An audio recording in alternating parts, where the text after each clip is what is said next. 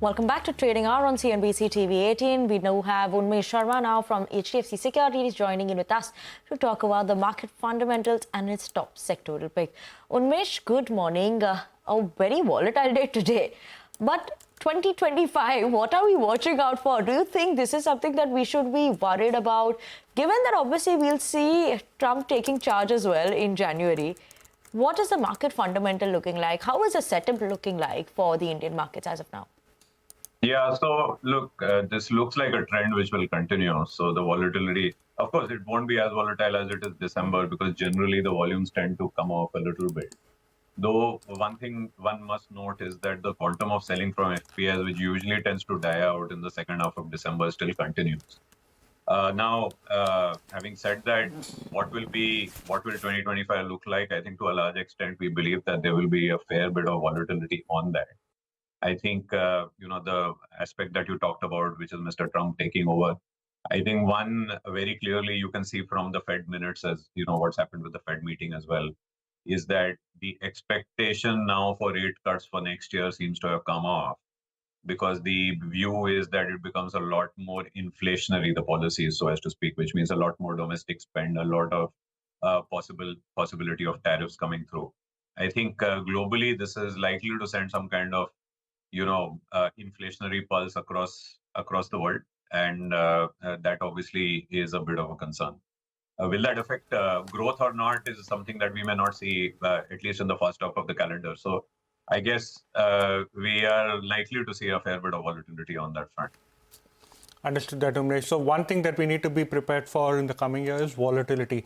Now, let's look at a sectoral view. And yesterday, you did see the results of Accenture come by, generally seen as a space from which you could take some cue as far as the Indian listed companies are concerned. What are your key takeaways there? And going into the next year, next calendar year, do you think IT can make a strong recovery?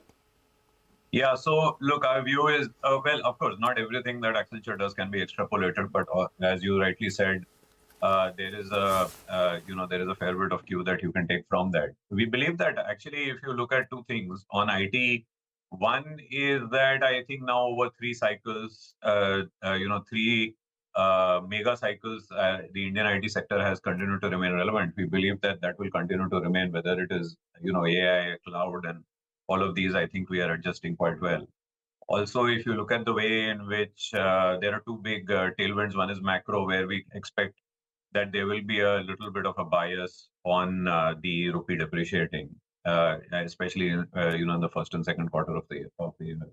So that should help as well. Relatively, it feels like the valuation comfort, as well as given the fact that we also have a broadly cautious stance, which is what I was talking about. It feels like the large cap IT would be the place to be for the year. So if you look at our model portfolio and our top picks, top tier IT is definitely top there. Okay, top tier IT is surely something that one should be watching out for also in 2025. Unmesh, sector right now that has not done well this year is FMCG. It's not something that has performed. Commentary also has not been too exciting. What is it that one should be watching out for from FMCG side? And anything like, the top companies is something what one should look at, or as of now, FMCG would be an avoid for you? So what's happened is that I think after the election, there was a little bit of a rally because there was this expectation that given the fact that there was not a single party majority, and after some of the state elections, there was a view that the view amongst the incumbent parties is that there should be a lot of spend in the social sector to be able to get elected, and that led to a little bit of a rally because there was a view that unlike the past where the government was a lot more focused on capex, there's a little bit of shift towards the social sector.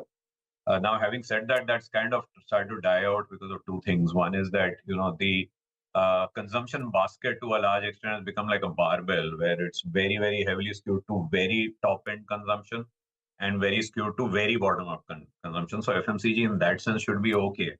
But what's happened is that all the tailwind which has come from the margin expansion has kind of gone now and is in the base. So it feels like we are looking at high single digits, early double digits kind of growth. In that scenario, it's not as exciting. So what we've instead done in our model portfolio is that While last year we were cutting our underweight on FMCG and coming closer to the mean, we've kept it there, but we've kind of increased our weight on the discretionary. The way you would do this is that if anyone is delivering less than 12-15% earnings growth, then we are not really excited about that, because valuations pretty much across the board are well in excess of 35-40 times. So FMCG, yes, but earnings needs to come through, and there will be no tailwind from margins there. Understood that, Umnesh. Umnesh, one particular pocket that's seen a bit of a bounce in the last week or so has been the pharma pack. Also benefits, from a weaker rupee, so tailwind over there. Do you think, that is one pocket where you see incremental opportunities? Yeah, so pharma, we've been doing quite extensive work. We have a new analyst on board as well, pharma healthcare, including and expanding that even to the retail on the domestic side. We are very excited about domestic. We are very excited about the things like retail of pharmaceutical medicines in India. Specifically within the US, I think we've upgraded Cipla. To a large extent, pharma on the tailwind, there are two things. One is in a risk-off environment, it tends to work.